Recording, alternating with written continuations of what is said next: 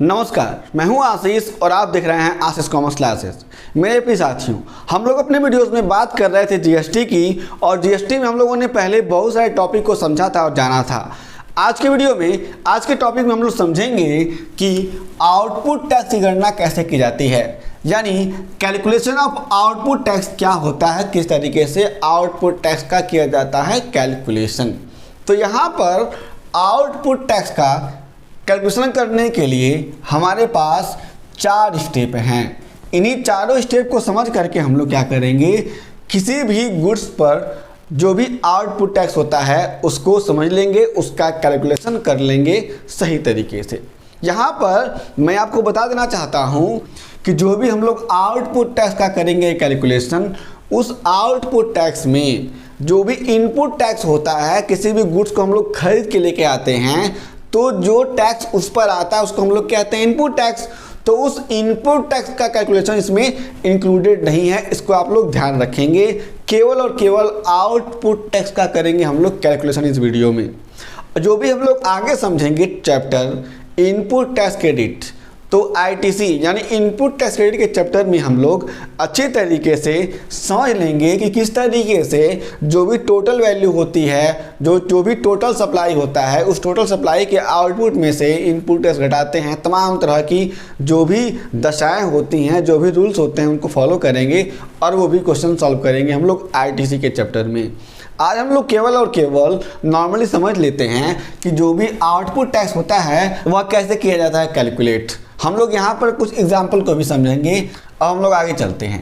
पहला है वस्तुओं एवं सेवाओं की पूर्ति पर लागू जीएसटी दर का निर्धारण। मान लीजिए कोई भी गुड्स और सर्विसेज हैं जिनकी सप्लाई हो रही है, यहाँ पर कहा गया है कि पूर्ति की बात की गई है। तो जो भी यहाँ पर कोई भी गुड्स और सर्विसेज हैं उन पर जो भी जीएसटी रेट है हम लोग पहले देख लेंगे भाई साहब, कि जो भी गुड्स और सर्विसेज सप्लाई की जा रही हैं उनका जीएसटी रेट क्या है, आप लोग इस पर ध्यान देंगे। मान लीजिए एक एग्जांपल लेते हैं हम लोग, और उस एग्जांपल में हम लोग क्या करते हैं, एग्जांपल में लेते हैं फ़ोन का, और फ़ोन पर हम लोग अजम्पशन लगाते हैं, अनुमान करते हैं कि जो भी जीएसटी रेट होगा वह 12% का होगा। लेकिन आप लोग जब कभी भी करेंगे कैलकुलेट तो आप लोग अनुमान नहीं लगाएंगे। तो आप लोग अनुमान ना लगा के चलें, आप लोग जो भी एक्चुअल फिगर है उसको देख करके चलें जब कभी भी आप लोग प्रैक्टिकली इस तरीके से आउटपुट टैक्स करें कैलकुलेट तब। तो यहाँ पर हमने क्या किया, पहले डिसाइड कर लिया, निर्धारित कर लिया, डिटरमाइन कर लिया जीएसटी दर है, यानी जो भी जीएसटी का टैक्स रेट है वह कितना है, तो यहाँ पर 12% आ गया। ठीक है, पहला स्टेप हो गया। अब दूसरा है आईजीएसटी एक्ट, सीजीएसटी एक्ट एवं एसजीएसटी एक्ट के अधीन प्रत्येक राज्य में जहां जीएसटी यानी जीएसटीएन नंबर है, सकल आवर्त का निर्धारण। यानी आप लोग समझेंगे कि सीजीएसटी एक्ट क्या कहता है, आईजीएसटी एक्ट क्या कहता है, एसजीएसटी एक्ट क्या कहता है। उसके अंतर्गत जो भी सप्लाईज हो रही हैं, जो भी प्रत्येक राज्य में सप्लाई हो रही हैं, जहाँ जहाँ पर जीएसटीएन है वहाँ पर जो भी टोटल सप्लाई हो रहा है उस टोटल सप्लाई का हम लोग कर सकते हैं निर्धारण। आपको मैंने बताया था कि एक होता है इंट्रा स्टेट सप्लाई, और इंट्रा स्टेट में सीजीएसटी और एसजीएसटी लगता है। सीजीएसटी लगाती है सेंट्रल गवर्नमेंट और एसजीएसटी लगाती है स्टेट गवर्नमेंट। और अगर यहाँ पर इंटर स्टेट सप्लाई होता है तो इंटर स्टेट सप्लाई में केवल और केवल आईजीएसटी लगती है, और यहाँ पर यह आईजीएसटी सेंट्रल गवर्नमेंट द्वारा लगाया जाता है। तो यहाँ पर जो भी मान लीजिए कोई भी पर्सन है, उसके पास से जो भी सप्लाईज हो रही हैं तमाम तरह के राज्यों में से, ठीक है ना। जैसे मान लीजिए कि एक व्यक्ति है जिसका नाम है गोपी, ठीक है ना। गोपी के पास तमाम तरह के राज्यों से सप्लाईज आ रही हैं, ठीक है ना। जैसे मान लीजिए इसके पास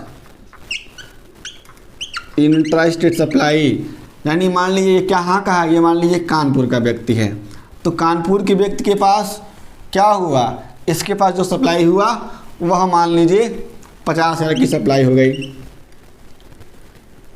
ठीक है ना, 50,000 की सप्लाई हो गई इंट्रा स्टेट में, ठीक है ना, कानपुर से। ये कहाँ का है, ये यूपी का आदमी ही है, ठीक है ना। और मान लीजिए इसके पास इंटर स्टेट, ठीक है ना, अपने ही राज्य में से इसको सप्लाई मिल गई, ठीक है ना। तो क्या हो गया, अब यहाँ पर हम लोग जब इंटर स्टेट की बात करेंगे तो मान लीजिए इसे मुंबई से कुछ गुड्स मिल गए, मुंबई से मान लीजिए 50,000 रुपये का मिल गया गुड्स, ठीक है। तो क्या हो गया, यहाँ पर इंट्रा स्टेट और इंटर स्टेट दोनों इंक्लूडेड हैं यहाँ पर 50,000 रुपये पर। तो इस तरीके से हम लोग क्या कर सकते हैं, कैलकुलेशन कर सकते हैं जो भी यहाँ पर टैक्स रेट है उसके रेस्पेक्टिव में जो भी टोटल वैल्यू ऑफ सप्लाईज है उसका।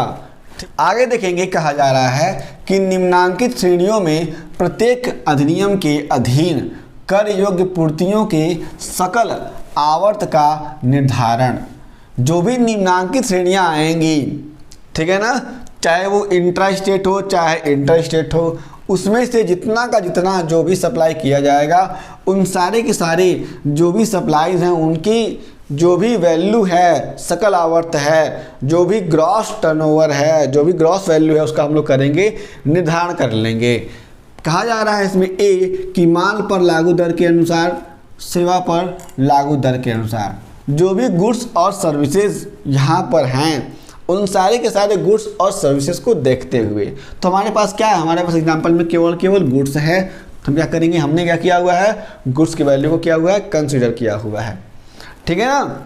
आगे हम लोग चलते हैं चौथे पर, संबंधित आवर्त को लागू कर की दर से गुणा करना और जो भी टोटल वैल्यू आई हुई है, मान लीजिए यहाँ पर 1 लाख रुपए टोटल वैल्यू आई हुई है, इस टोटल वैल्यू क्या करेंगे हम लोग, जो भी टैक्स रेट है उससे क्या करेंगे, मल्टीप्लाई करेंगे। कहने का मतलब है हमने तो पहले देखा कि हम लोग कौन कौन सी गुड्स सप्लाई कर रहे हैं, गुड्स को देख करके हमने क्या किया, पहले टैक्स रेट निर्धारित कर दिया और जो भी गुड्स और सर्विसेज थे उन पर हमने इंट्रा स्टेट और इंटर स्टेट को देखते हुए उसकी वैल्यू को अलग अलग कर दिया। तो उसके बाद से जो भी टोटल वैल्यू है उस टोटल वैल्यू में से हम क्या करेंगे, जो भी टैक्स रेट है उसका क्या करेंगे, उससे हम लोग मल्टीप्लाई कर देंगे। मान लीजिए 12% का टैक्स रेट है यहाँ पर, तो 12% से क्या करेंगे हम लोग मल्टीप्लाई करेंगे तो हमारे पास आ जाएगी वैल्यू 12,000 रुपये की आ जाएगी वैल्यू, ठीक है ना। तो हमारे पास आउटपुट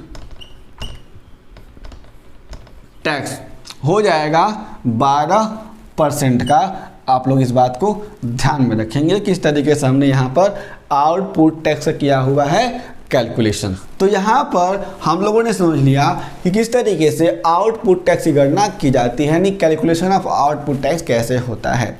यहाँ पर आप लोग देखेंगे तो आप लोग थोड़ा सा समझेंगे कि यहाँ पर इंट्रा स्टेट और इंटर स्टेट सप्लाई की गई थी और मैंने यहाँ पर इकट्ठा 12% लिख दिया हुआ है, ठीक है। अगर ये इंट्रा स्टेट है तब भी यहाँ पर 12% ही लगेगा, जो यहाँ पर CGST, SGST, CGST और SGST इंक्लूडेड होगा। और यहाँ पे इंट्रा स्टेट, अगर इंटर स्टेट है तो क्या हो जाएगा, तभी 12% ही लगेगा, ठीक है ना। तो यहाँ पर IGST लगेगा। तो मैंने यहाँ पर जब यहाँ पर एग्जाम्पल में आंसर लिखवाया हुआ है, आंसर बताया हुआ है, तो यहाँ पर हमने क्या किया हुआ है, किसी भी तरीके से दोनों को एक ही में मिला करके गणना कर दिया हुआ है।